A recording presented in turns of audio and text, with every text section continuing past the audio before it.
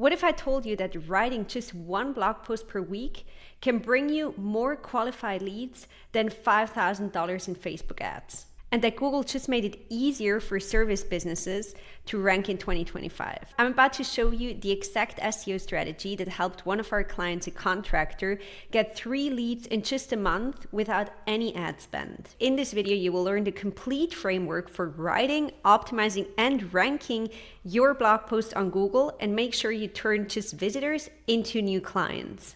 And one of the biggest questions I get all the time is, Ladina, how do I get found on ChatGPT? Let me tell you, blogging is one really good way to do that, because ChatGPT gathers information, what they find online, and the more blog posts you have about questions potential clients are gonna search for on ChatGPT, the higher the chances you're gonna rank there. And stick around, because at the end I'm gonna share my full checklist that we use as a marketing agency for architects and interior designers, but it works for any service-based business, and this has generated over $2 million in sales. So make sure you stick till the end and you get the checklist. Before we dive in, I have a full video breaking down the exact structure a blog post should follow so that it ranks on Google and it really shows your expertise, where I also show you the most efficient way to write a good blog post using AI. So if you want to watch that first, it's going to be linked in this video. You can go ahead and jump to that one first, because now what we're going to do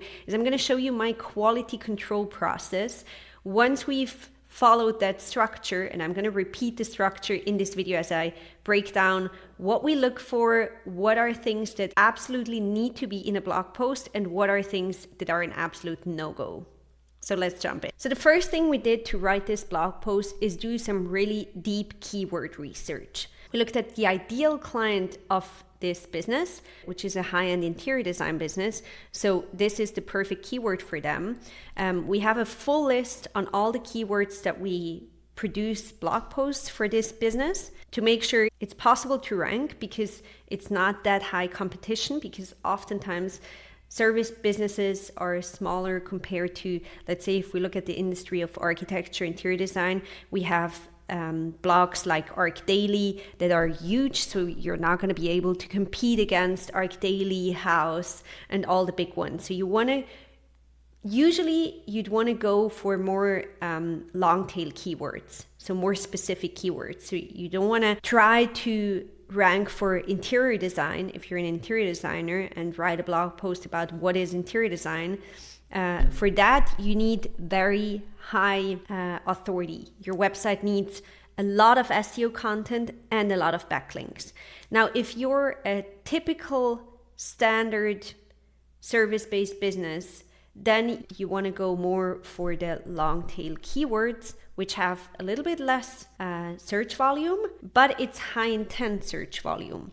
So to do that, we use tools like Ahrefs. This is what this type of search looks like.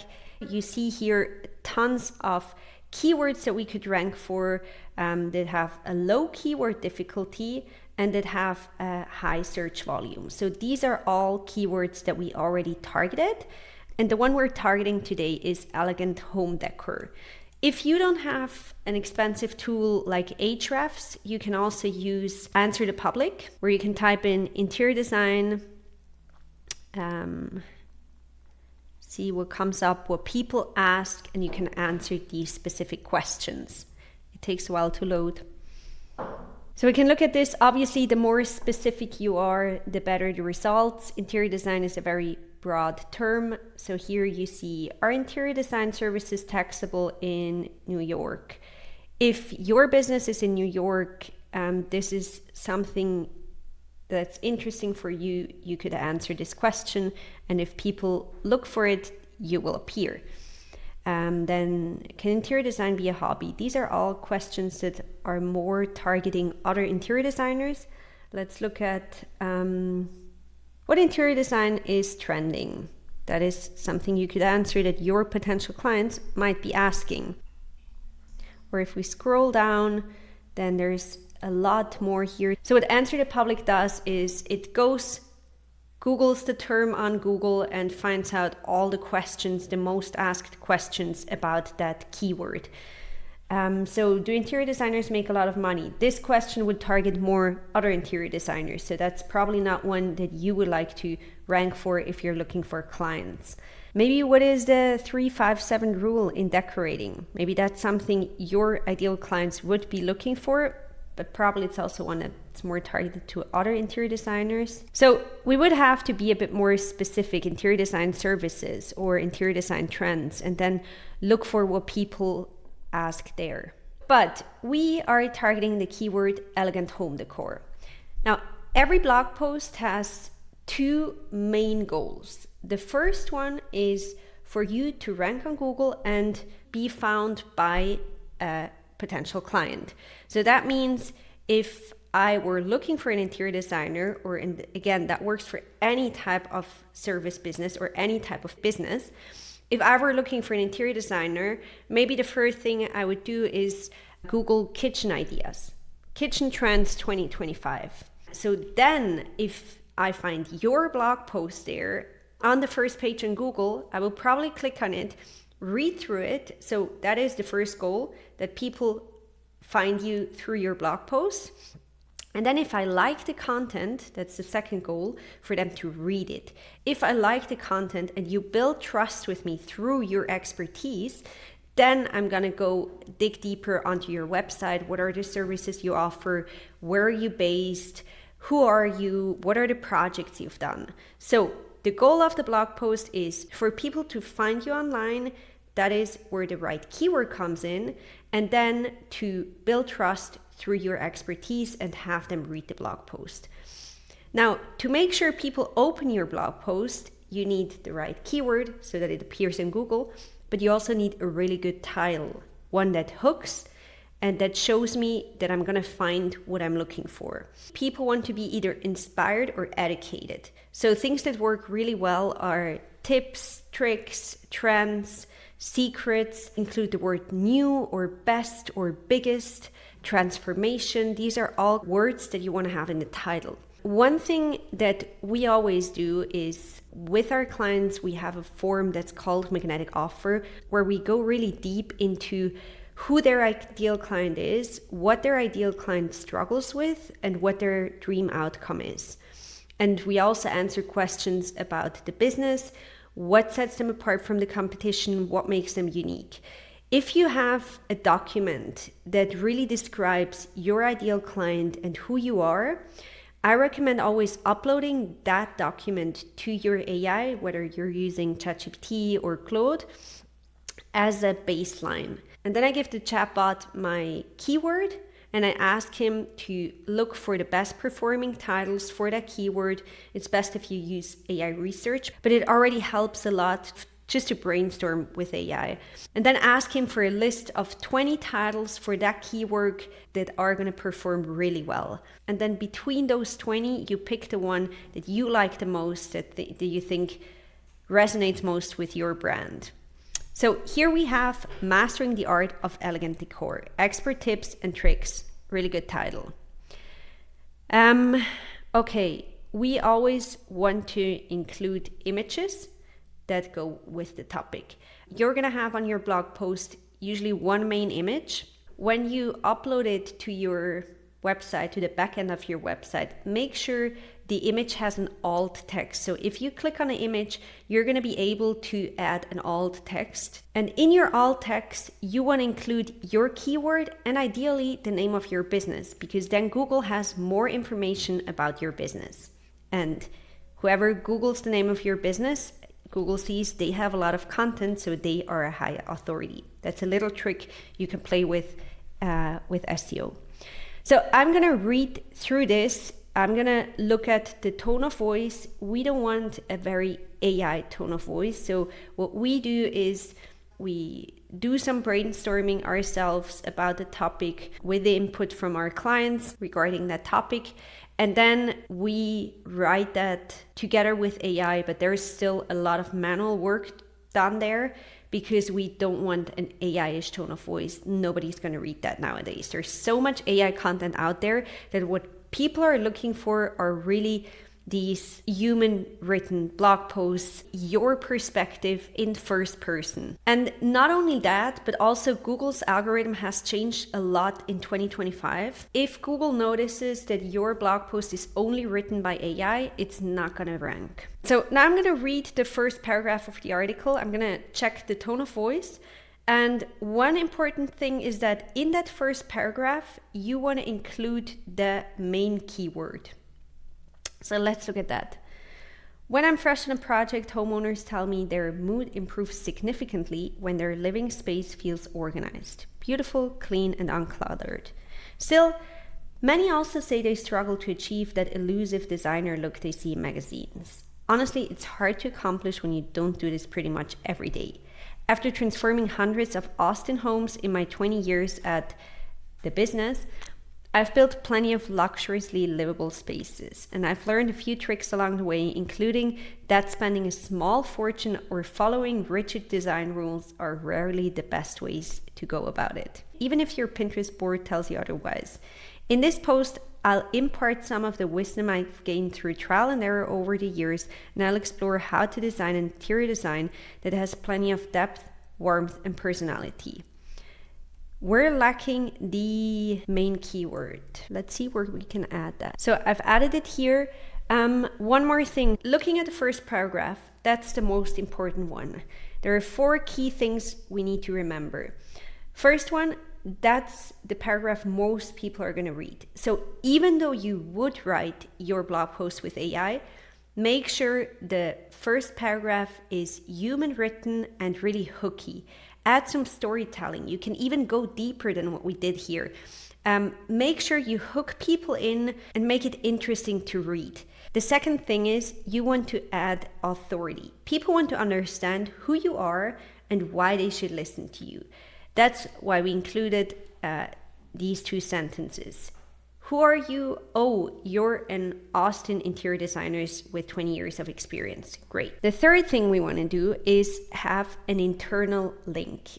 That's linked here on the name of the business. We link to the website. You can link to your homepage or to your about page or just to your portfolio page or service page. It doesn't matter, but make sure you include an internal link in the first paragraph. The fourth thing is what I said before, including your main keyword. Now let's move on. If you've watched my first video where I break down the framework of a really good blog post that ranks on Google, you're going to remember that you always need to add internal and external link. The internal links are important to show Google that your website is important because you have a lot of useful, valuable content on there, because everything is interconnected. And the other thing that's important is that you also link to external links, showing Google that other relevant websites in your niche or in your area are connected to you. So let's look at the design industry, for example. You can, on one hand, link to big pages like ArchDaily, Design, Architectural Journal, all these big pages where Google knows exactly what they are about. And the other type of external links that you're going to want, this business is based in Austin, Texas.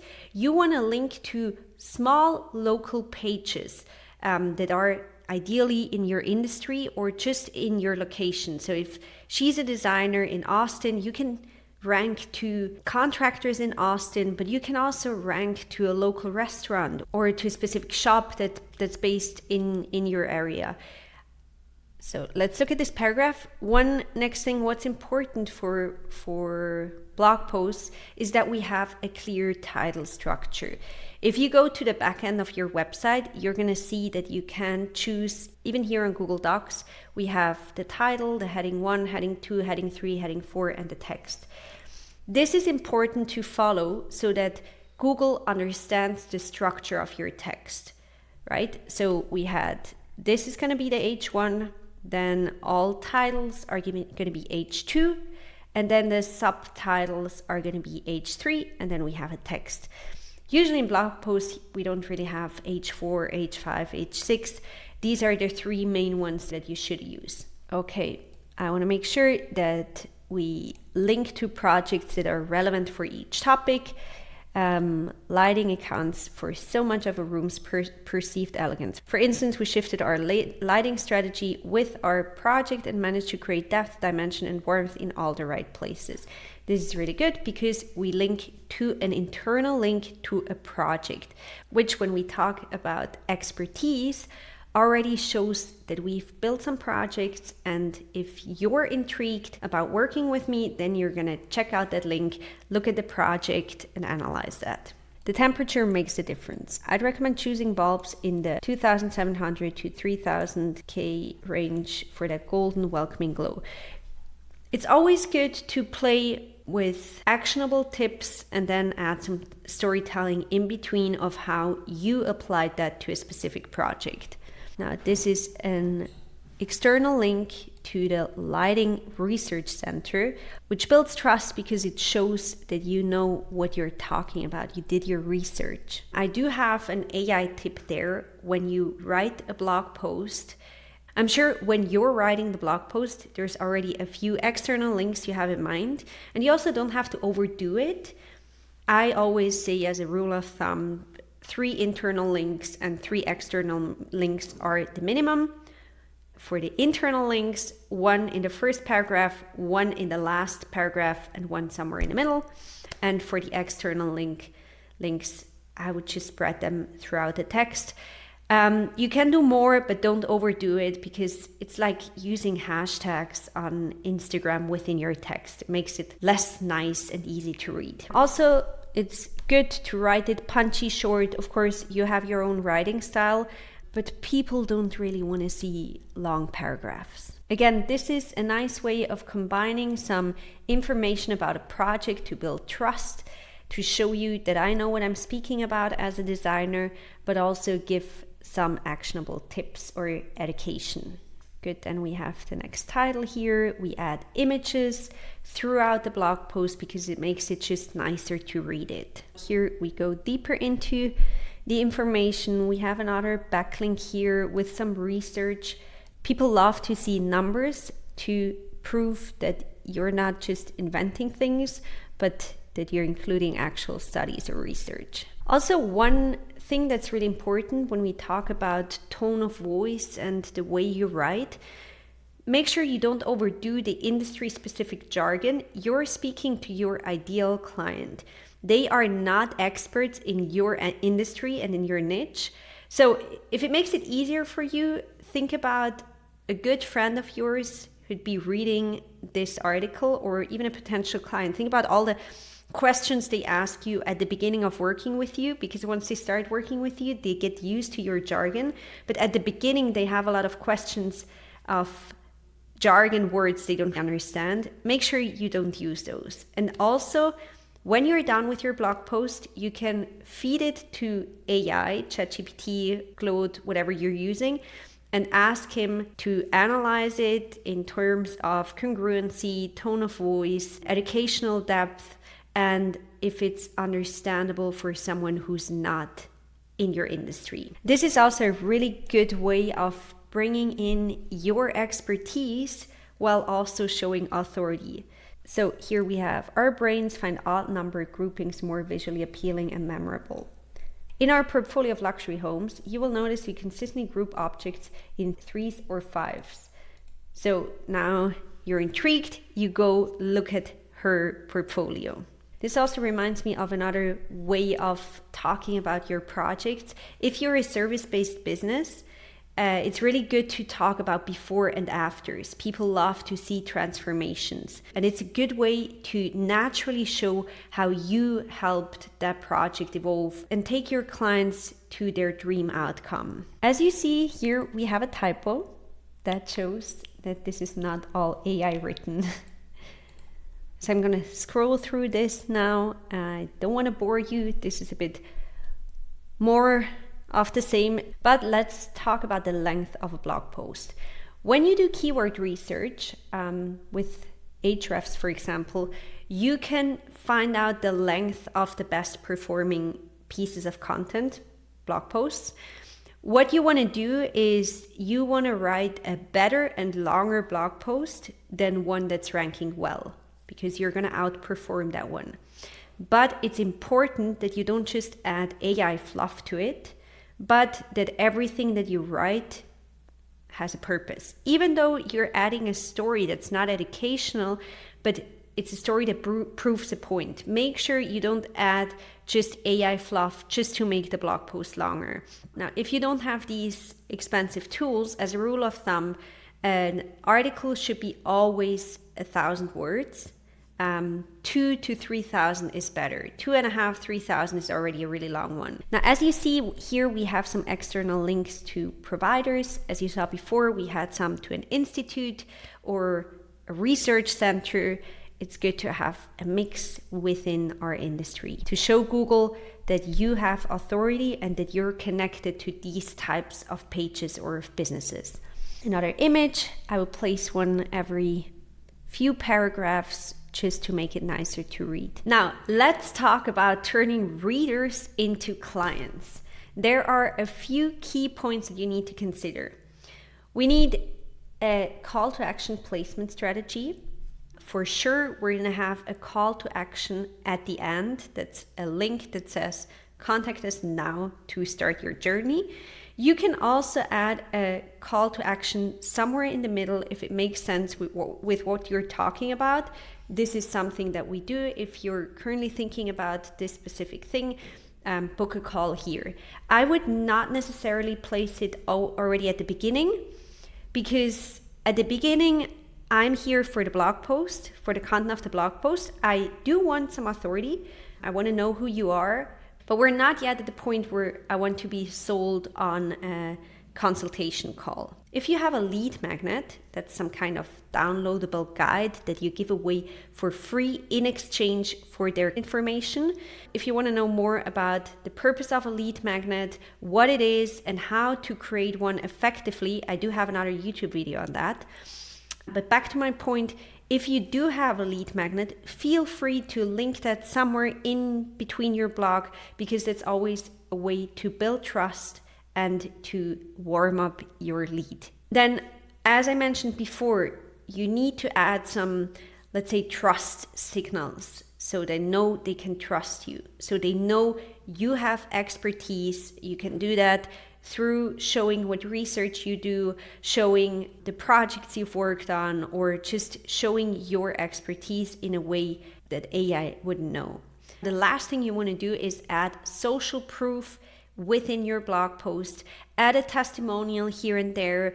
You can do that elegantly by adding an educational point, proving how you did that in a specific project, and then finishing off with the reaction of a client in that specific project. And again, here we have another typo. I know it's not very professional or elegant, but I have to say, in times of AI, sometimes people even appreciate some typos, because AI wouldn't do a typo.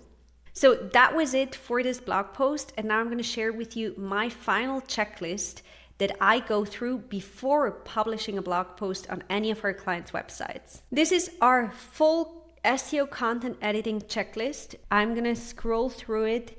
If you leave a comment below and you say SEO checklist, I will reach out to you and email you the full list so that you can use it anytime you're gonna write and publish a blog post.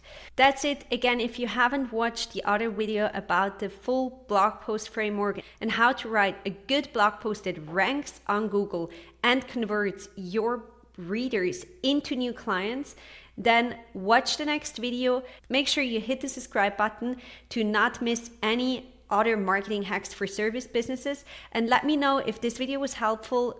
Give it a thumbs up and leave a comment below if you want the full checklist for your blog posts.